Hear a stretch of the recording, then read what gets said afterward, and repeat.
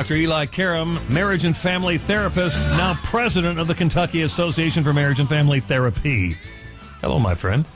Happy Memorial Day weekend, Terry. Back at you. All right, it is summertime. We all launch into different phases of our life, depending on what's going on, how old the kids are, or whatever. Just because it's summer, maybe people work less, or they readjust their lives. You have a little advice for people so they don't lose their minds? Well, people do. The parents come in and see marriage and family therapists. They start freaking out this time of year. School is getting out. What are we going to do with our kids? And if you're a family where both parents work, it's a lot of shuffling. Or even if you're a family where you have a stay-at-home parent and someone who's doing work, it's still a lot of adjustments. Yeah, so we got some tips. You got to go over expectations, not only with your kids, but with your co-parent, what's coming up in the summer. So this idea of what extra childcare are we going to need during the days when the kids would be at school? What type of camps, activities, or things are going to get built in? Easiest way to do that, Terry, it seems like old advice, but it's true. You get out one big calendar.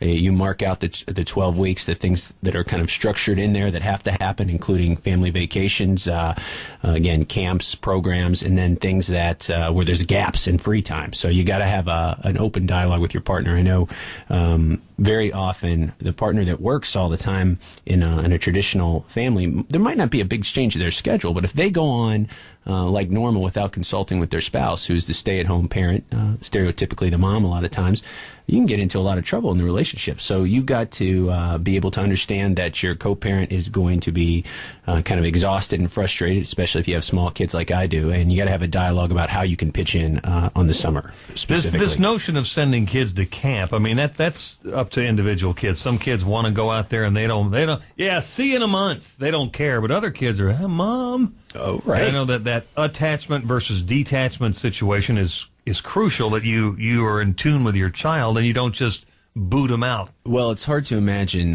going to an overnight camp or going away when we were young. Did you go to Camp Tall Trees? I went to Camp Tall Trees. But I didn't go anywhere. You didn't go anywhere with all those? I had you could have your own route. camp. I had to deliver my papers. We'll talk about work in a second. But yeah, I guess it's hard to imagine going to an overnight camp before you go to some type of day camp first. So yeah, you want to, in general, depending on the age of your child, obviously you want to be developmentally appropriate, but give them options. Do you want to go to a sports camp? Do you want to go to like a zoo camp or some type of art and craft? If you give them options and you let them pick, depending on the age of the child, it includes them, but it also sends the message, look, you're doing something. You're not just going to sit around and watch TV or play video games, which is what we have a lot. Parents that are kind of rustling for things to do, and at their wits' end, the media or the technology entertains the kids all day, and that's probably what you want to put a limit on. Back to that talk on expectations. You got to have a talk with your co-parent and your parents. What is the limit on technology, TV, video games, cell phones? Because if you don't, the summer can get out of whack very early.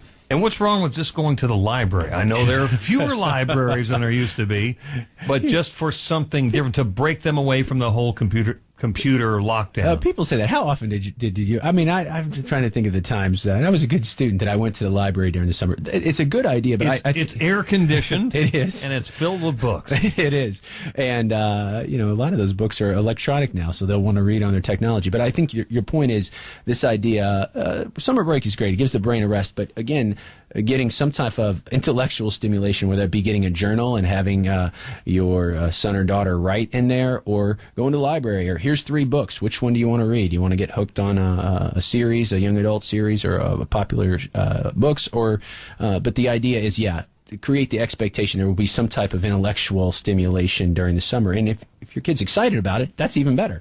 And if you don't include them in the dialogue and just tell them what to do, you're going to get frustrated very quickly. And another tip is the routines, which are very important. So like nighttime. So there might be a little flexibility on your nighttime routine, your curfew. But if you have young kids, you do not want to mess drastically with your routine, your meals, your things like that. Again, some structures lightened up during the summer, but there are other things that should be routine, and keep it routine. Bedtime's important, because if you have an older child, you start letting them stay up till 11, midnight, 2, 3 in the morning. It's like they become nocturnal, and that becomes a hard pattern to break. Hey, are you smoking my cigar, Mr. Fourth Grader? You got to be careful in there, too. Yeah. All right. We come back, we have a couple of issues to get to. Teenagers that won't work. Oh, yeah. That sort of thing. And also, this killing that's going on in this community, I think, is horrifying, clearly. Yeah. But what to tell your kids when they hear a little clip of the news or something about some kid shot somebody else, and Today, there's this thing in Valparaiso, Indiana. There's a lockdown. So about talking to your kids about reality. Sure. All right, so we'll get to that in about 10 minutes here on 84 WHAS. Sure. Welcome aboard here on 84 WHAS. Dr. Eli Karam is in the studio with me. He is the president of the Kentucky Association of Marriage and Family Therapy. Good to see you again, Eli. Good to see you, Terry. Well, some people didn't hear you when you were here a few minutes ago. All right, we have a few more minutes to talk here about a couple of issues. First off, teenagers that won't work. What do you do when you have that stubborn teenager? I'm not working. Yeah, well, first of all, a lot of teenagers don't work. There's in that downturn in the economy the last couple of years, summer jobs would normally be filled for teenagers around Louisville and everywhere else are now being taken by people that are working a second job or just trying to make ends meet for their family. So that is a legitimate reality. But more than likely, your teenager is not working because you have enabled them in some way at home. They don't have to work. You're giving them an allowance. You're paying for their gas. You are making it so that there's nothing they really need. So the first thing you have to do is incentivize them to work, i.e., even if they don't have a car yet, they'll be 16 in a couple of years, working on that down payment for that first car or insurance or gas money or their technology. You know, when we were teenagers, there were no smartphones. There was nothing like that. Now to have a data plan or something like that takes a lot of money. So if you're the parent, you got to incentivize them and motivate them. Another way you can't just force them and say, "Hey, the party's over. Your scholarship has ended." You got to give them something to do. And parents, a lot of times, when they get pumped up like that, they give consequences that they cannot enforce. And number one rule is do never give one of those. You got to think of something that's enforceable all the time. That's why the car is a good one. The technology, the phone bill, those are good ones. Those are things that generally every parent can enforce. Help them get ready for their first job interview, even if it's an entry-level job. You can take them around, help them get applications.